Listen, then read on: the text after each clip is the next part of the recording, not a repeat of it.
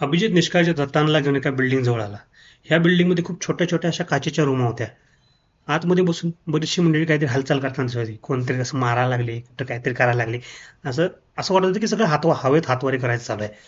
बाहेरून या रूम मोकळा वाटत होता आणि आतमध्ये ह्या लोकांची काहीतरी अशी कारनामे चालू होती. ह्याला म्हणायचे टीचिंग रूम.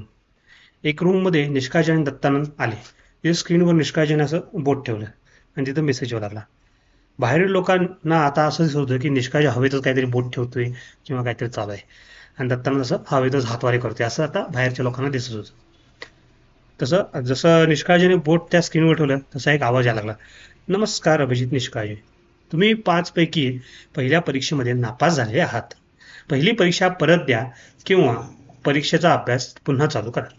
तो मेसेज पाहून निष्काळजी जरा ओशाळला. अरे दत्ता कसं आहे की मागल्या वेळेला मी फर्स्ट टाइमच आलतो ना वसुनगरीत.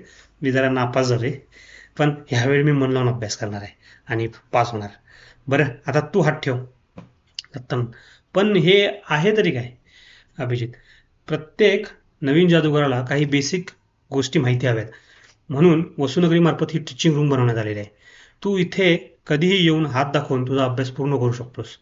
जेवढा जास्त तू अभ्यास करशील तेवढे जास्त तुला फायदे आहेत. म्हणजे जर तू महर्षी पदवी मिळवलीस ना, तर वसुनगरीमध्ये कायम वास्तव्याची परवानगी मिळते तुला. शिक्षणाला वसुनगरीमध्ये कुठलंच बंधन नाही आहे. तू पाहिजे तू पाहिजे त्या वयामध्ये पाहिजे तेवढं शिकू शकतोस. म्हणजे आपले छत्रपती शंभूजी सुद्धा इथं टीचिंग रूममध्ये त्यांची तिसरी तिसरी महर्षी पदवी करण्यासाठी येतात अजून सुद्धा. दत्तान, हे सगळं काय आहे महर्षी वगैरे? अभिजित, हे बघ, इथून पुढे आहे ना, माझं डोकं खायचं नाही, मला प्रश्न नाही विचारायचे. आता तुला तर माहिती आहे ना, मी पहिल्या पिढीतला जादूगार आहे, मला खूप कमी इन्फॉर्मेशन आहे. आता जे काही विचारायचं असेल ना, ते ह्या टीचिंग रूमच्या मास्तरला विचारायचं. ह्या स्क्रीनवर हात ठेव आणि तुला पाहिजे ते विचार. थांब मी दाखवतो, असं म्हणत निष्काळजी दत्तानाला एक डेमो देऊ लागला. मास्तर, मला वसुनगरीच्या शिक्षण पद्धतीबद्दल माहिती द्या, असं निष्काळजीनं हात ठेवून विचारलं. समोर स्क्रीनवर शिक्षण व्यवस्थेचा एक असा फोटो दिसू लागला आणि मागून मास्तरचा आवाज येऊ लागला. वसुनगरीमध्ये शिक्षणाचे प्रामुख्याने 2 प्रकार आहेत.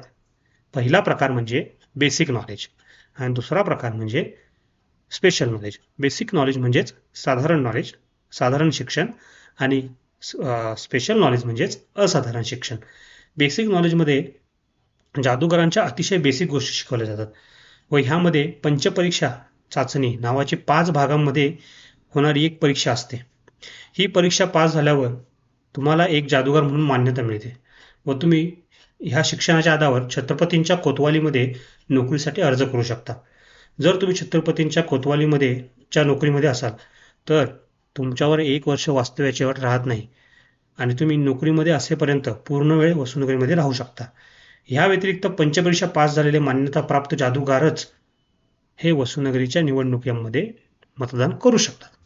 स्पेशल नॉलेज हे बेसिक नॉलेज पार केलेल्या लोकांनाच करता येते. यामध्ये तुम्ही तुमच्या पसंतीचा विषय घेऊन त्यामध्ये स्पेशलायझेशन करू शकता. हे करताना तुम्हाला टीचिंग रूममध्ये जास्त सुविधा आणि काही इतर महर्षींचं मार्गदर्शन सुद्धा मिळू शकतं.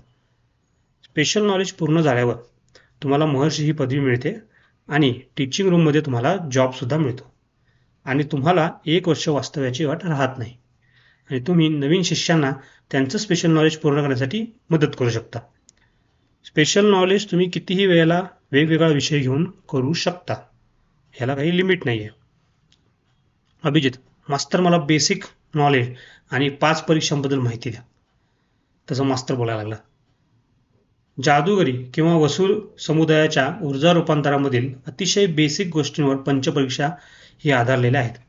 पहिल्या परीक्षेच्या अभ्यासक्रमामध्ये तुम्हाला वसुनगरीमध्ये येण्या जाण्याच्या मार्गांविषयी माहिती मिळते, जेणेकरून तुम्ही दरवर्षी वसुनगरीमध्ये आत बाहेर करू शकाल आणि वसुनगरीचे सर्व दरवाजे आणि त्यांचे आयुष्यमान ह्याबद्दल तुम्हाला माहिती मिळते.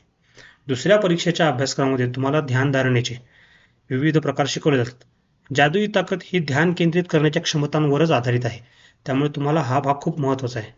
तिसऱ्या परीक्षामध्ये तुम्हाला वैचारिक शक्तींचं रूपांतर करून वेगवेगळ्या जादुई करामती करायचं शिकवलं जातं.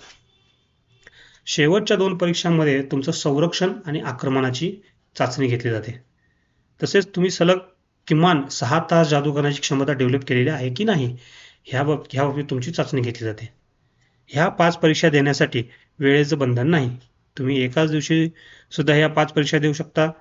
शिक्षणावर वसुनगरीमध्ये कुठलंच बंधन नाही. तसा अभिजित दत्तांना म्हणायला लागला. म्हणजे कळालं ना, वसुनगरीमध्ये नवीन जादूगार पंचपरीक्षा पास करणे हे पहिलं उद्दिष्ट ठेवायचं, जेणेकरून तुला इथं बेसिकली एक जादूगार म्हणून मान्यता मिळेल. दत्तांना, अरे हे चांगलं आहे, पण मला एक कळत नाही, सगळे लोक महर्षी पदवी मिळवून वसुनगरीमध्ये कायमचे का राहत नाहीत? त्यासाठी वसुवादी संघटना वगैरे कशाला पाहिजे? तसा अभिजित म्हणाला, हे मला माहित नाही. मास्तरकडे फक्त शैक्षणिक गोष्टींची उत्तरं मिळतात. पण इथे एक गोष्ट आहे, सर्व महर्षी लोकांना वसुनगरीमध्ये कायम वास्तव्याची परवानगी असताना सुद्धा ते इथं कायमचं वास्तव्य करत नाहीत. किंबहुना ते वसुनगरी बाहेर पळतात आणि कधी पृथ्वी लोकावर जातात निघून. तो अमेरिकेचा तो फेमस उद्योजक आहे ना, आर्यन डस्क, तो सुद्धा वसु समुदायाचाच माणूस आहे. पण इथे महर्षी झाल्यापासून तो खूप कमी वेळाला परत इथं आलाय. पृथ्वीवर असे बरेचसे कोट्याधीश लोक आहेत जे ॲक्च्युली वसु समुदायाचे लोक आहेत. अशा लोकांना जास्तीत जास्त करून महर्षी दर्जापर्यंत शिक्षण झालेलं असतं, पण ते लोक शक्यतो वसुनगरीमध्ये परत येणं टाळतात किंवा काही ठराविक वेळेनिमित्तानं असं येतात आणि निघून जातात. दत्तांना, असं का होतं? कोणी समृद्ध वसुनगरीतून असं बाहेर का निघून जाईल बरं? दत्तांच्या डोक्यात सगळे प्रश्नच होते. इथे सुद्धा एक एक्स्ट्रा आहे. टीचिंग रूमच्या बाहेर जसं टीचिंग रूममध्ये निष्काळजी घुसला, तसं टीचिंग रूमच्या बाहेर त्याच्या जुन्या गर्लफ्रेंडचा खोळका असा जमायला लागला. तो निष्काळजीची वाट बघायला लागलाय. आता काय निष्काळजीचं घर नाही. ठीक आहे.